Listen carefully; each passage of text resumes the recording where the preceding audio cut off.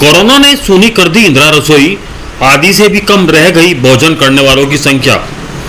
महज 8 रुपए में मिलता है खाना।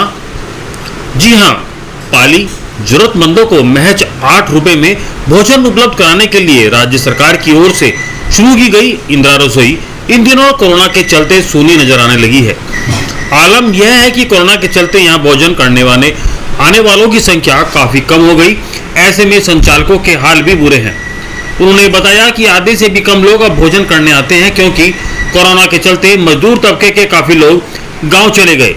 इसके साथ ही कोरोना के डर से लोग बेवजह घर से बाहर नहीं निकलते।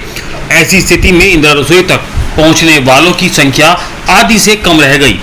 शहर में बांगड़ अस्पताल के निकट सचेती धर्मशाला, शिवाजी नगर क्षेत्र व शहीद भगत सिंह आवासीय कॉलोनी स्थित सामुदायिक भवन में इन दिनों इंदिरा रसोई संचालित हो रही है। सुबह करीब 12:15 बजे सचेती धर्मशाला में इंदिरा रसोई में पहुंचे तो एक व्यक्ति खाना खा रहा था और 2 जने भोजन पैक करवा रहे थे। पूछने पर संचालक डोलाराम ने बताया कि पहले 150 से ज्यादा व्यक्ति भोजन करने आते थे, अब संख्या घटकर 70 के करीब पहुंच गई। उन्होंने बताया कि शिवाजी नगर व शहीद भगत सिंह आवासीय कॉलोनी में संचालित इंदिरा रसोई के भी यही हाल है।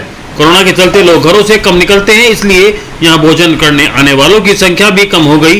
हालांकि अब प्रशासन की ओर से जरूरतमंद लोगों के लिए पैकिंग से खाना भेजा जा रहा है। Bureau report. कोरोना जब से आया और लॉकडाउन लगा उसमें क्या कुछ फर्क पड़ा? थोड़ा बहुत फर्क पड़ा है।